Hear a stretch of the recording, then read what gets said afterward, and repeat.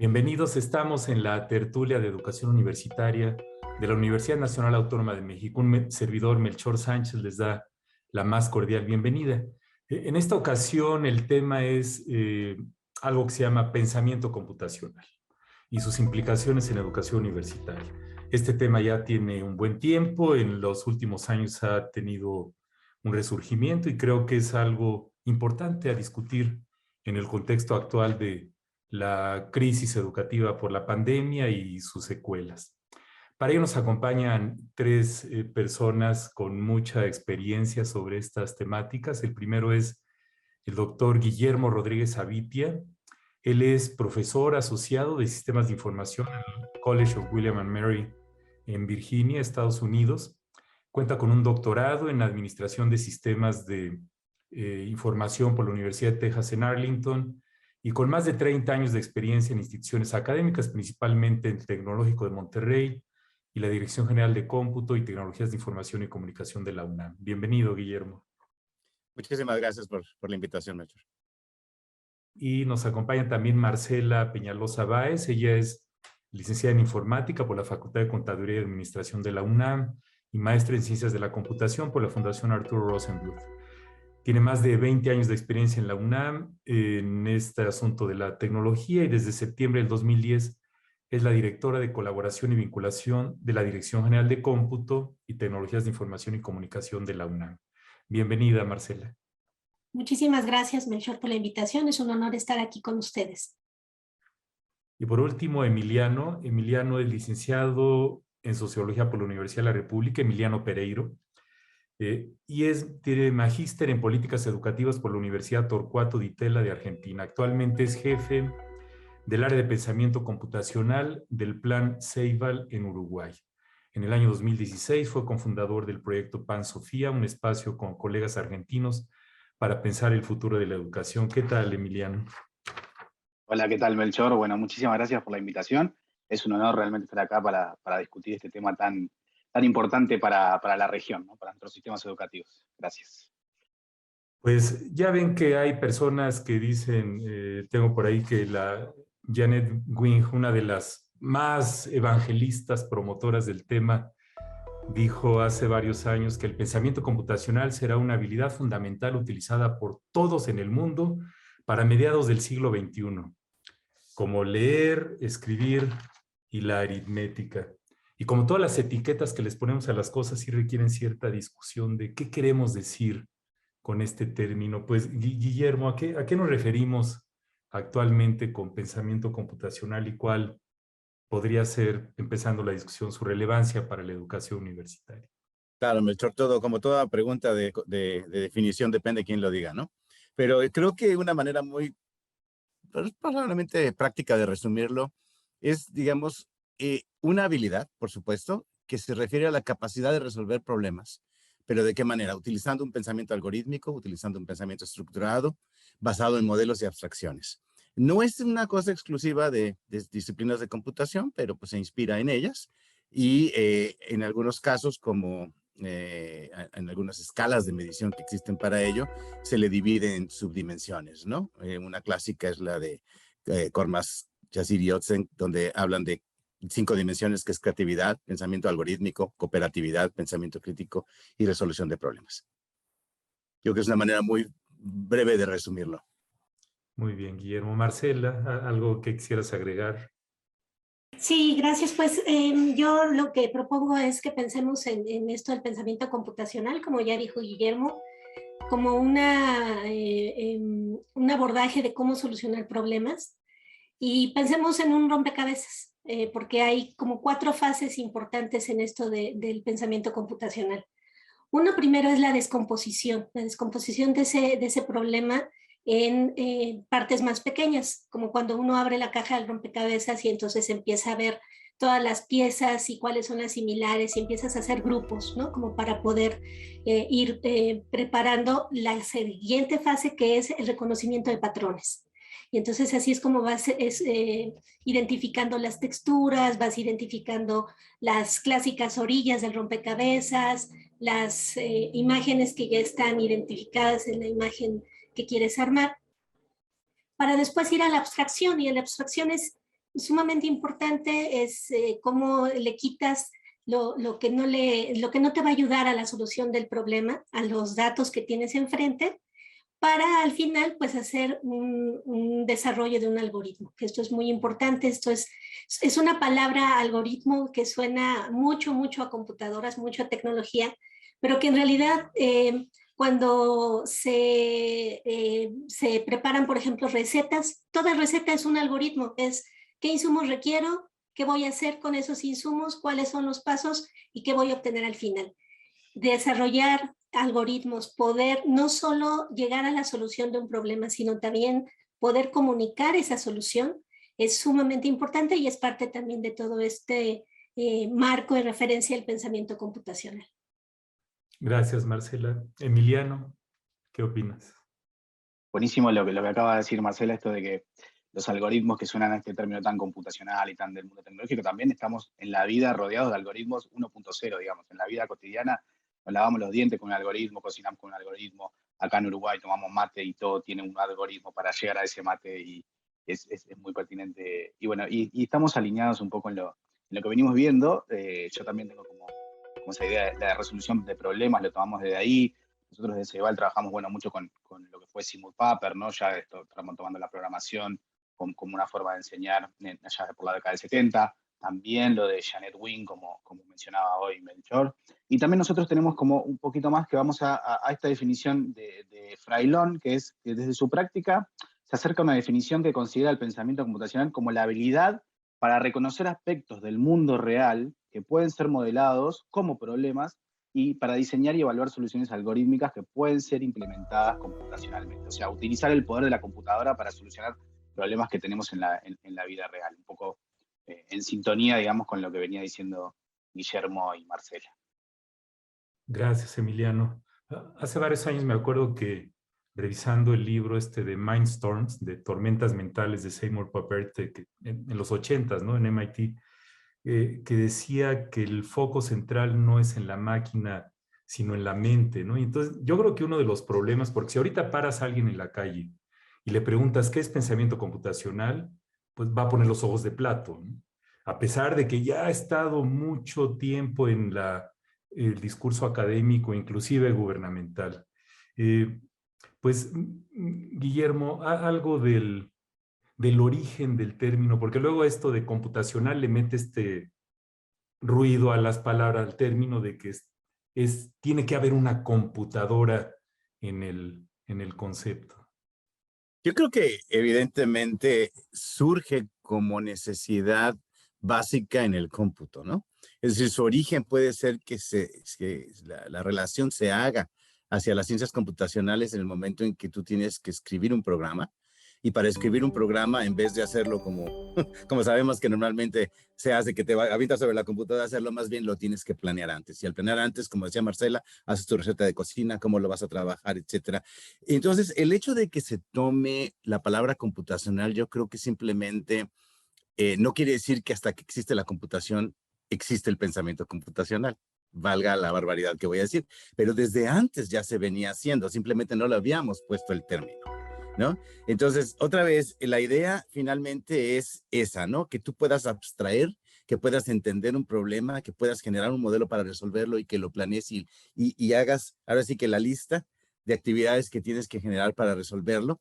Eso lo vuelves algorítmico, lo vuelves estructurado en ese momento, sea el problema que sea de salud, sea de sociología, sea de computación, sea de ingeniería, como para construir un puente o para implantar un corazón artificial.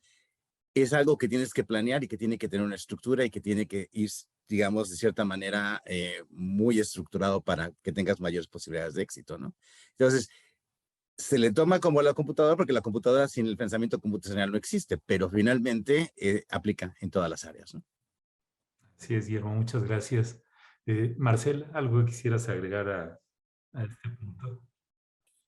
Sí, bueno, pues que efectivamente nos despista un poquito, ¿no? Esto y seguramente hay todavía muchas personas, dependiendo también de las generaciones, que inclusive le pueden tener cierta actitud, una predisposición cuando se les dice pensamiento computacional, pero es una gran diferencia entre ser meros personas que usan tecnología y gente que puede hacer algo más con la tecnología, ¿no? Entonces, creo que esto es lo que más ahora en el contexto de pandemia, con todo el acelere tan obligado que nos ha impactado para tener que utilizar todos mucha más tecnología de la que utilizábamos hace 2 años, indudablemente nos lleva a que podamos pensar qué estamos haciendo para poderle reparar su brecha de pensamiento computacional a diferentes generaciones, ¿no?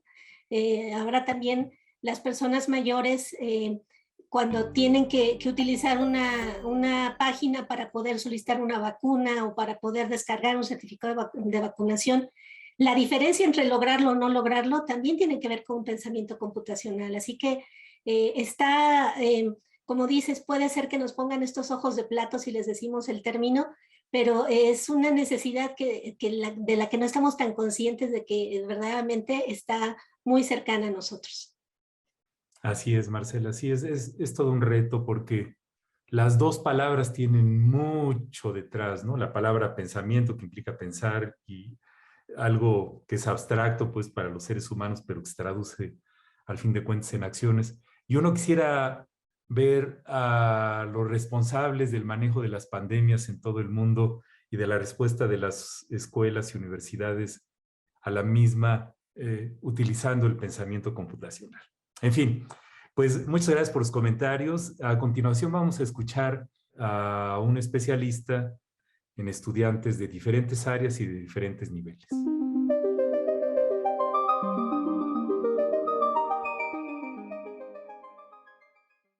Bueno, el pensamiento computacional ha tomado mucho auge, y diría yo que principalmente con estudiantes de niveles básicos. Viene muy de la mano de las iniciativas educativas de promover el pensamiento crítico, la solución de problemas, mejorar los niveles de abstracción de los estudiantes, tener un pensamiento estructurado. Entonces, de esa forma se ha estado impulsando mucho más a nivel básico que en otros niveles. Además, diría que viene también con la corriente de impulsar el estudio por las ciencias y las tecnologías y las matemáticas, principalmente para las niñas. Entonces, esto viene fuertemente con todos estos movimientos de STEM. A nivel secundaria y a nivel preparatoria, también por la misma razón de promover el pensamiento crítico, estructurado, algorítmico, pues también tiene una importancia. Pero yo diría que más allá de eso, también impulsa un pensamiento y un lenguaje común para entender cómo funcionan las computadoras, para poder entender cómo desarrollar un programa de software que nos ayude a solucionar problemas con los que trabajamos día a día. En cualquier área de conocimiento hemos visto que ha crecido el uso de herramientas de software que ayudan a la investigación o a solucionar o a facilitar tareas que comúnmente se llevan en cualquier área de conocimiento. En la medida en la que nosotros entendemos cómo funciona un programa, cuáles son sus limitaciones, cuáles son sus bondades, vamos a poder acercar la tecnología a dichas problemáticas.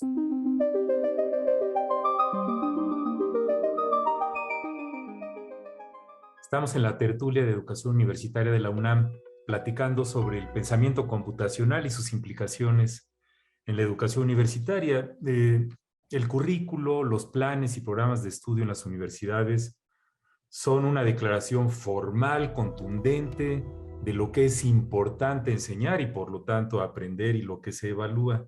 ¿Qué opinan, Emiliano, sobre la situación actual de la enseñanza de este concepto de pensamiento crítico, sobre todo en las universidades? Porque he visto muchas publicaciones en educación básica, pero en educación superior está como, siento, un poco más restringido a algunas áreas del conocimiento. ¿Qué nos puedes decir?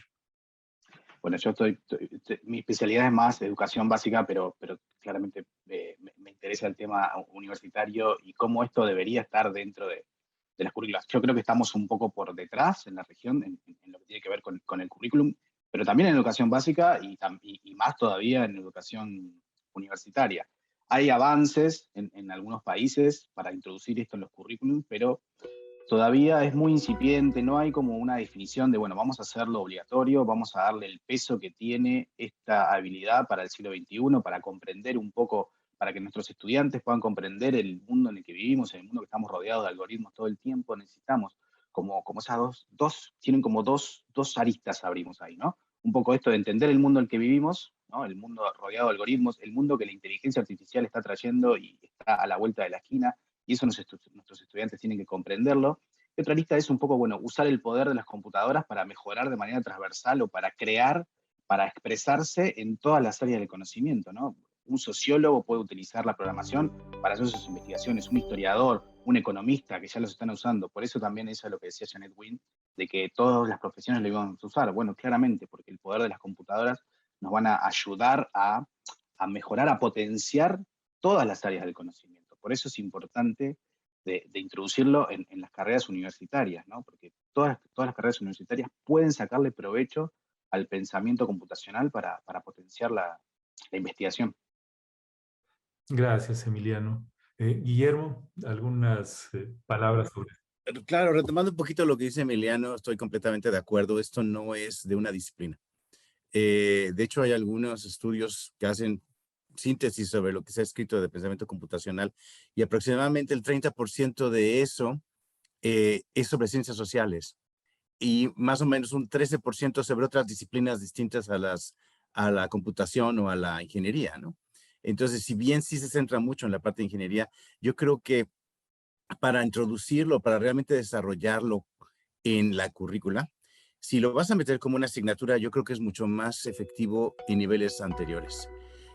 Ya en el nivel universitario, en mi humilde opinión, creo que deben hacerse más bien acciones para que se desarrolle de manera transversal y que tengas actividades en el aprendizaje de aquellas materias que sí son del currículo, eh, pero que finalmente lo que busquen es conseguir ese conocimiento de una manera mucho más autorregulada, con actividades más activas, con la necesidad de que el estudiante planee precisamente estas actividades para lograr ese aprendizaje. Poco a poco, vaya, como una cultura en la manera en que estás entregando o estás reforzando ese aprendizaje, lo vayas haciendo a través de actividades que también desarrollan el pensamiento computacional, más que decirles voy a dar nada más un taller que a lo mejor es efectivo, ¿no? Pero yo creo que el hacerlo constante a través de toda la retícula de la carrera es mucho más efectivo o puede ser más efectivo. Por supuesto, también el profesor lo tiene que saber hacer. Sí, eso iba a comentar, la necesidad de involucrar a los profesores en el proceso. Marcela. Sí, indudablemente, pues también el fomentar que se haga trabajo colaborativo, porque si se maneja de manera transversal en nivel de educación superior, también se va a fomentar que se puedan trabajar entre diferentes disciplinas para poder colaborar en la solución de problemas. Y como ya habíamos mencionado, pues en cómo comunicar la solución, ¿no? Cómo transformarla en un elemento que sea entendible por otros que no han participado en la construcción de la solución del problema. Y bueno, pues también hacer énfasis en que el que esto se aborde en educación superior puede a veces ser muy tarde, ¿no? Ya hay diferentes elementos y habilidades cognitivas que se requieren para poder desarrollar en plenitud el pensamiento computacional, que si no se toman desde el nivel básico, como mencionaban también Emiliano y Guillermo, entonces podría ser ya demasiado tarde el poderlo fomentar en nivel de educación superior.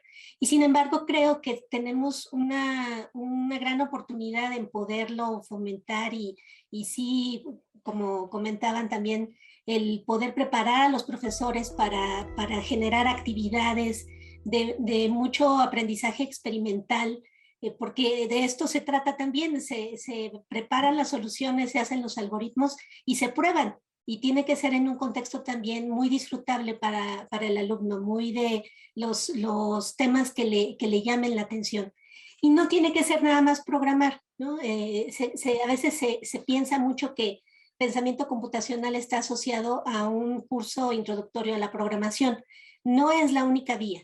Hay maneras de construir materiales audiovisuales, de diseñar apps, Hay ya la tecnología y la manera como está cercana a nosotros nos abre otras posibilidades para poder generar actividades muy atractivas para los alumnos en torno al pensamiento computacional.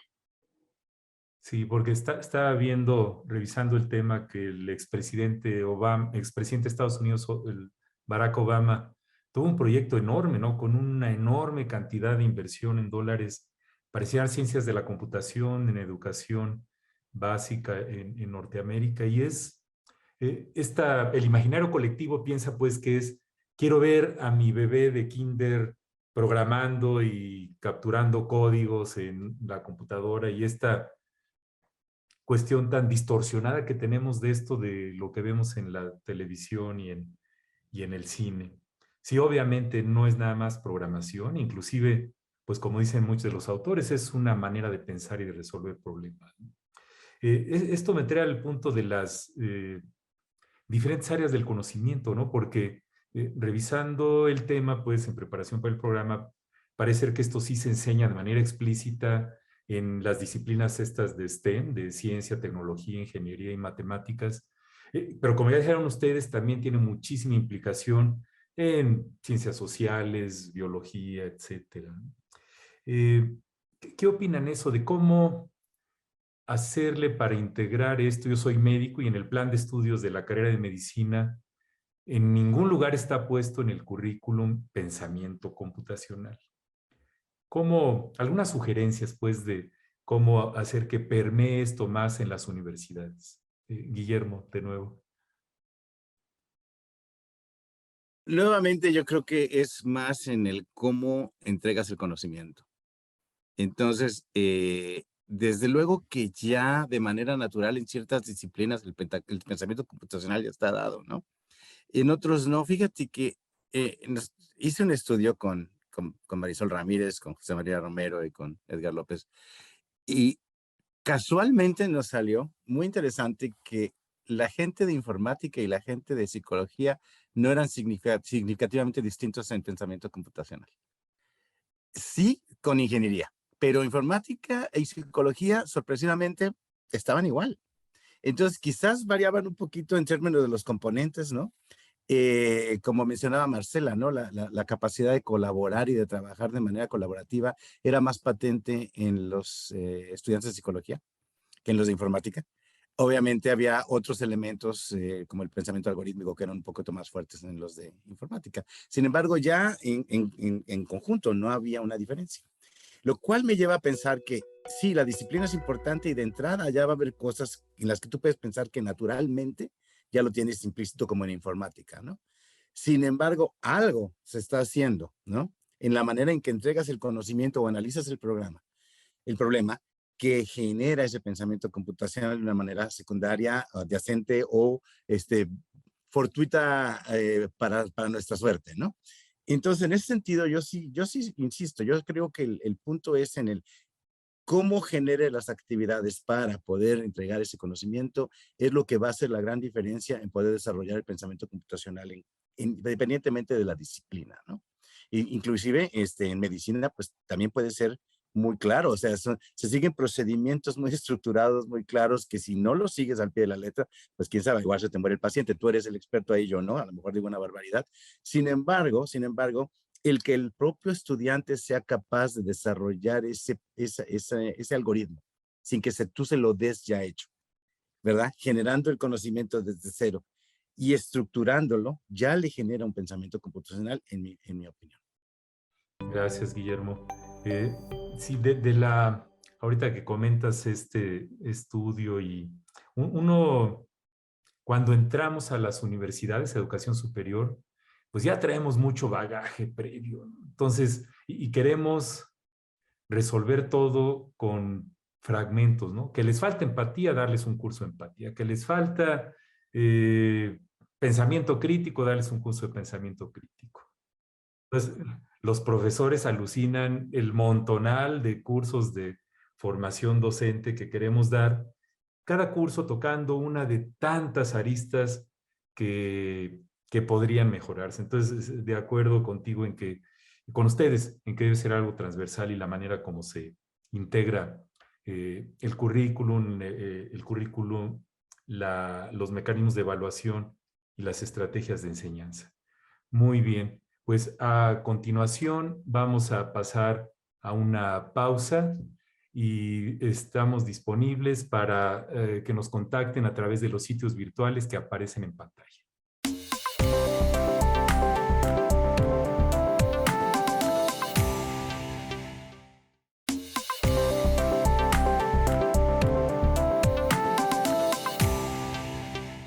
Estamos en la tertulia de educación universitaria platicando sobre el pensamiento computacional y las universidades.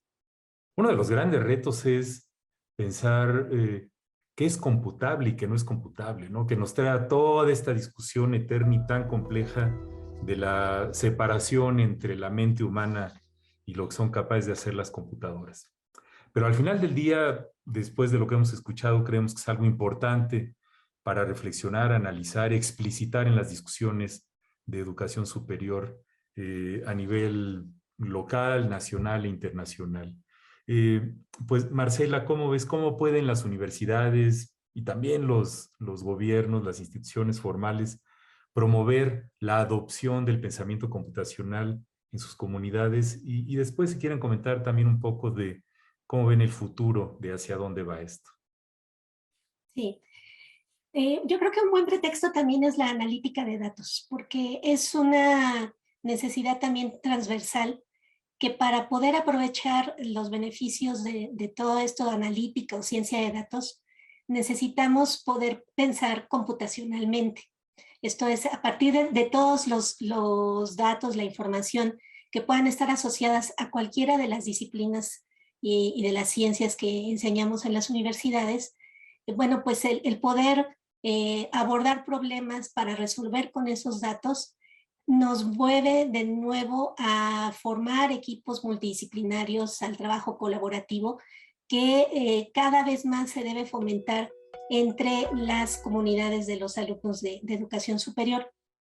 Yo quiero comentar también que me llamó mucho la atención, hice una búsqueda del término pensamiento computacional en el sitio de oferta académica de la UNAM y no encontré ninguna ocurrencia, pero tampoco la encontré en el Poli, ¿no? Y entonces, y esto me llevó a, bueno, voy a buscar qué hay de pensamiento computacional en el dominio de cada una de esas dos instituciones.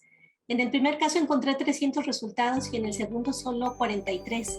Entonces, hay un amplio espacio de oportunidad para que podamos diseñar, como bien se ha comentado, contenidos atractivos, actividades realmente interesantes, actividades que le signifiquen a todo profesional el descubrir que la tecnología es una aliada, sobre todo cuando no solo la sabemos usar, porque ese también es muy relativo, ¿no? Los jóvenes creen que dominan la tecnología y en realidad hay muchas habilidades que conviene adquirir, entre ellas el poder utilizar estos dispositivos y estos datos que tenemos a la mano para poderlos traducir en beneficios en nuestro desempeño profesional.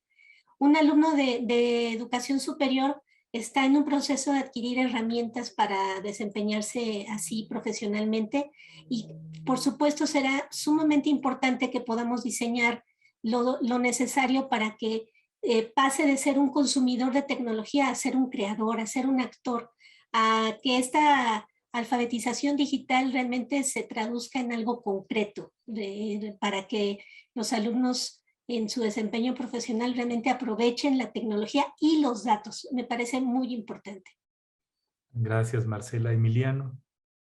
Bueno, yo creo que las universidades son un lugar propicio para fomentar esta habilidad y para trabajar de manera transversal, ¿no? Tenés un montón de jóvenes curiosos con ganas de aprender, empezar a tratar de dialogar las diferentes áreas del conocimiento, ¿no? Y que trabajen más fuera del compartimentado de cada asignatura o de cada materia o de cada carrera, sino que trabajen servicios en conjunto, que puedan trabajar, bueno, proyectos de investigación y proyectos de la vida tecnológica están compuestos por un montón de profesionales, no lo hace solamente un sociólogo, no lo hace solamente un politólogo, un matemático o un médico, sino que se componen de tecnológicos, pero también hay lingüistas, también hay sociólogos, también hay politólogos, hay un montón de gente trabajando en esas investigaciones. Y bueno, ¿qué mejor lugar que una universidad, y sobre todo la UNAM, que es una cosa impresionante, cómo pueden trabajar en conjunto y abrir un poco, abrir las puertas y trabajar en conjunto. Y después también necesitamos, bueno, como mucha decisión política, ¿no? De los gobiernos de meter este tema en el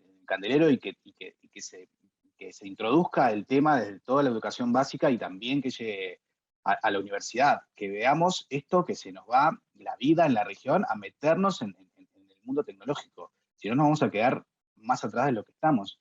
Ya hay empresas, por ejemplo, como dos grandes empresas, que es DeepMind y OpenAI, que están trabajando en su objetivo es trabajar en una inteligencia artificial general, o sea, que sea como un humano. Ese es el objetivo explícito que tienen en su misión web. O sea, ¿cómo va a cambiar eso? ¿Cómo va a impactar en el mundo del trabajo? ¿Cómo va a impactar en la ciencia? Todo esto, bueno, eso lo tenemos que tener presente y tiene que estar como un tema clave para nuestros países. Gracias, Emiliano. Guillermo. Y retomando un poquito lo que menciona Emiliano de la inteligencia artificial, creo que ese es un punto clave. Ahora, los trabajos que está reemplazando la tecnología, a diferencia de cuando esto empezó a ocurrir en los 80s, 90s, ya no son nada más los trabajos repetitivos, ahora son trabajos calificados. Es decir, ya existe una codificación del pensamiento bastante más avanzada y por lo tanto la persona tiene que ir un paso adelante, ¿no? Yo creo que formar pensamiento computacional como comunidad, como bien mencionaba Emiliano, multidisciplinario, como mencionaron tanto Emiliano como Marcela, en la universidad es importantísimo, pero también atendiendo necesidades de la comunidad a la que sirve. Entonces, ahora sí que salir a problemas reales, realmente entender qué ocurre, mezclar los diferentes saberes y las diferentes disciplinas, generar una solución en conjunto, y eso sería, ahora sí que, algo difícil de replicar, ¿no? Es algo que sí realmente creo que puede ayudar muchísimo en pos de ese objetivo.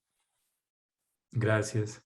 Sí, ahorita en este tipo de programas que hacemos de manera virtual, en paralelo todos tenemos a la mano algún dispositivo digital y ahorita que escuché a Marcela, busqué en la base de datos de la Dirección General de Bibliotecas de la Universidad para ver cuántas tesis tienen el término pensamiento computacional. No nada más en el título, en cualquier parte del documento. ¿Y cuántas creen que encontré? Una. Yo creo que a reserva de hacer una búsqueda más exhaustiva y con mejores estrategias bibliotecológicas, yo creo que es palpable por lo que hemos dicho que a pesar de que el término ha permeado mucho en segmentos importantes de la comunidad educativa a nivel internacional, en términos de dedicar tesis de posgrado a esto, de tener líneas de investigación dirigidas a esto, en tener segmentos o más bien proyectos transversales, porque yo creo que algo que propicia mucho esto es el trabajo inter y transdisciplinar entre diferentes escuelas y facultades para que se nutran y generen más conocimiento original sobre el tema. Porque, reitero, como decía hace rato, hay mucha más literatura de este tema en la educación básica que en educación universitaria. Marcela, ¿cómo ves esto? ¿Cómo promover que se haga investigación sobre el tema en nuestros países? Ustedes ya han comentado que han hecho estudios, ¿no? Guillermo comentó ahorita alguno, pero comparado, por ejemplo, con estudios sobre el aprendizaje de las matemáticas o sobre la lectoescritura, siento que hay bastante menos investigación sobre este tema. ¿Cómo ves? ¿Cómo podemos avanzar en ese sentido? Sí, yo creo que primero reconocerlo como un tema estratégico, como decíamos, para dejar de ser solo consumidores de tecnología y tener la posibilidad de aspirar a perfiles distintos. Y como ha comentado Emiliano, es un tema regional también, ¿no? Que creo que podríamos hacer mucha colaboración también en Latinoamérica para poder enfrentar juntos esta falta de desarrollos propios, de que no, en unos años no solo nos refiramos a la compañera Wing del MIT, sino que realmente podamos estar ya en una posibilidad de hablar del estudio de Guillermo, del estudio de Emiliano, del estudio de lo que podemos hacer con nuestros alumnos para poder, por una parte, subsanar a los que ya llegaron a educación superior y que no tuvieron algo previo, pero también de haber podido empujar a que sí se vea que para los países de nuestra región va a ser muy importante que podamos fomentar estas habilidades, no solamente en los alumnos, sino en amplios sectores de la población. Entonces creo que pues estamos ustedes con este programa nos están poniendo un gran foco de atención sobre un tema que creo que sí lo debemos de trabajar más, como hemos dicho ampliamente en estos comentarios, de manera colaborativa y transdisciplinaria, y pues ya poner manos a la obra. Gracias, Emiliano. ¿Alguna sugerencia en este sentido?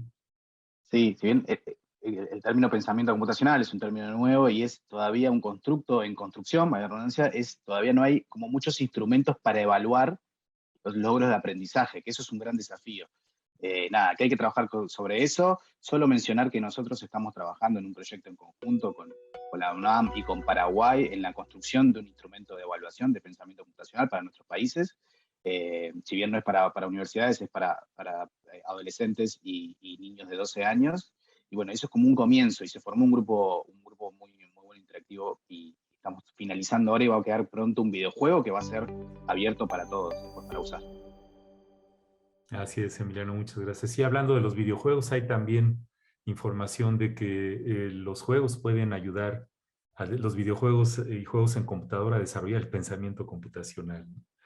Muy bien, pues muchísimas gracias por sus comentarios. A continuación vamos a escuchar a un especialista sobre cuál cree que es el futuro del pensamiento computacional en el ámbito educativo.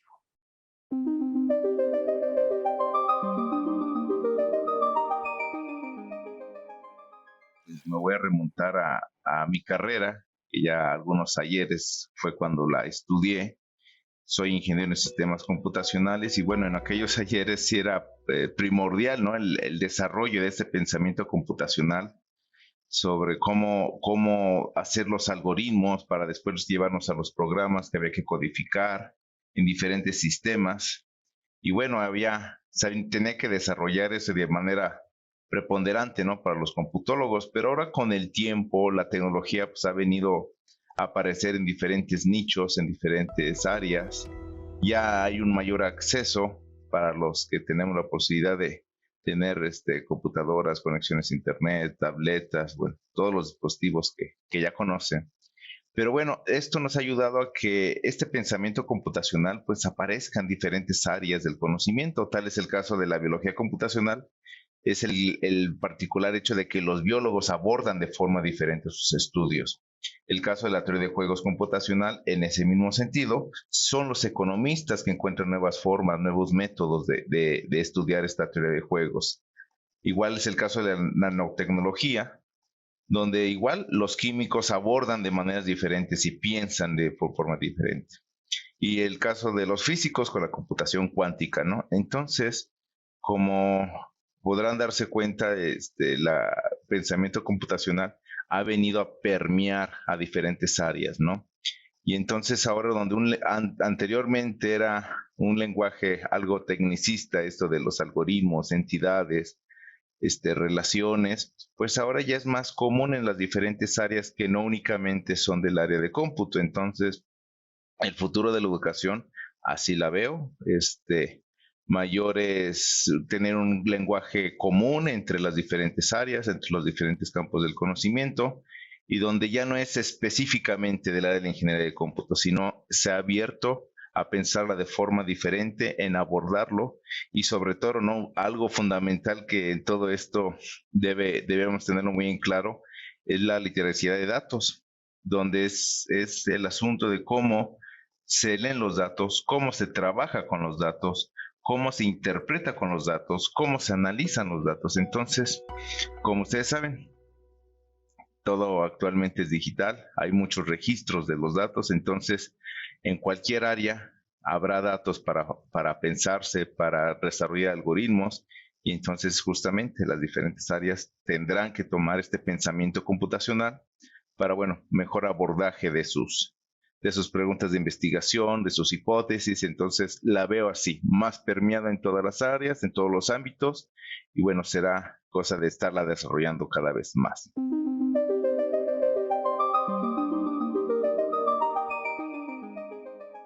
Estamos en la tertulia de educación universitaria de la UNAM, platicando sobre el pensamiento computacional y las universidades. Es todo un tema, ¿no? Decía Steve Jobs, que en paz descanse, todo mundo debería de aprender a programar una computadora porque te enseña cómo pensar. Y a pesar de que ya comentamos que pensamiento computacional no necesariamente implica una computadora, que la gente que procesa los datos y la información, pues puede ser también, o de hecho es la mente humana. ¿Cómo, cómo podemos ayudar a que la sociedad como un todo y las universidades en particular hagan un esfuerzo por incorporar estos conceptos en sus procesos? Pues algunas reflexiones y recomendaciones finales, Emiliano. Bueno, nada, el mundo en el que vivimos es digital y es cada vez más digital. La pandemia claramente aceleró este proceso de digitalización que estamos viviendo en los albores de la cuarta revolución industrial. La tecnología empapa todas las actividades humanas. La tecnología es un tema humano, esencialmente es un problema humano. La computación es un problema humano. Tenemos que, bueno, seguir trabajando en este sentido, que los gobiernos pongan esto en énfasis, que las universidades también lo tomen, que haya más financiación, más investigación, porque este proceso que estamos viviendo se va a seguir acelerando, sobre todo ahora con la introducción de la inteligencia artificial, donde, bueno, todos los ciudadanos tienen que saber lo que está pasando, tienen que tener un nivel de alfabetización en el mundo digital, en el mundo de la inteligencia artificial. Por ejemplo, Finlandia, el gobierno de Finlandia ahora sacó un curso para todos sus ciudadanos sobre inteligencia artificial. ¿Quiere que todos sean desarrolladores de inteligencia artificial? No. Quiere que todos comprendan lo que está pasando con la inteligencia artificial. Ese es su objetivo. Y bueno, ese debería ser parte de los objetivos de la región. Gracias, Emiliano. Guillermo, algunas reflexiones. Sí, enfocándonos un poquito más otra vez a las instituciones educativas, quizás pensar que ya muchas que han tratado de hacer diseño de currículo por competencias, identifican habilidades que declara la UNESCO, de las cuales probablemente 12 de las 15 son más suaves que técnicas, pero vaya, los incorporan y dicen: en esta carrera vamos a desarrollar pensamiento crítico, vamos a desarrollar pensamiento algorítmico y vamos a desarrollar muchos componentes del pensamiento computacional. El problema es que luego del plan a la obra se quedan las cosas en la palabra, ¿no? No hay manera porque no saben cómo hacerlo.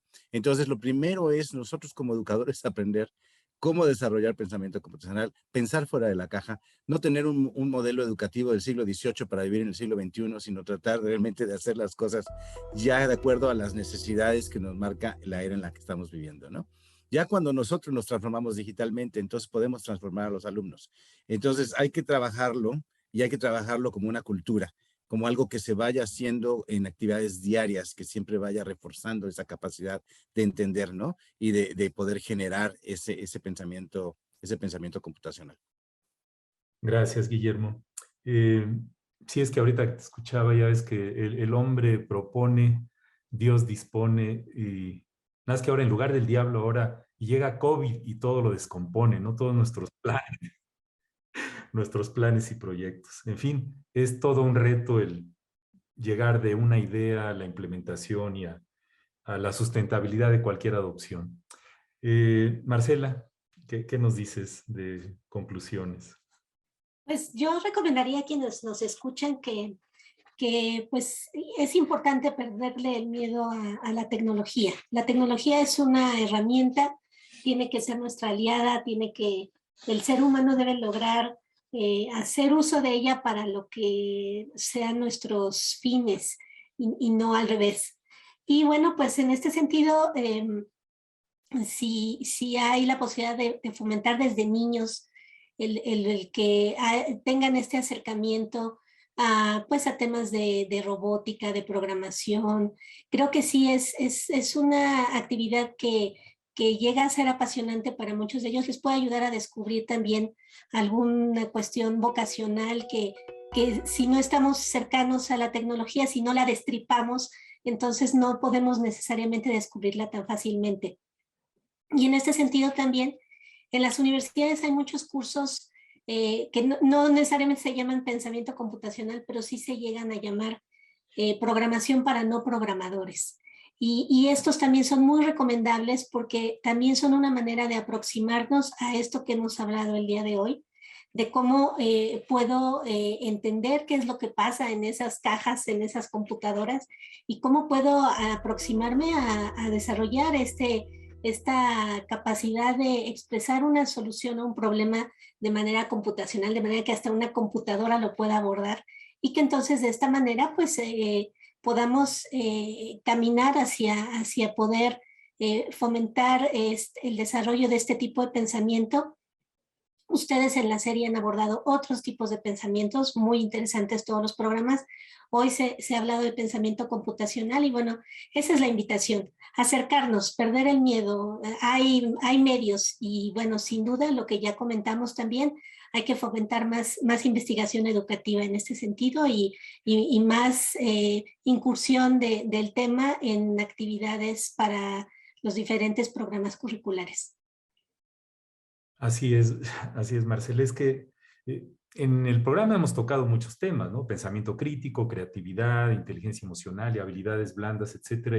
Y se maravilla uno del enorme abanico de cosas que hay para mejorar el aprendizaje en las universidades.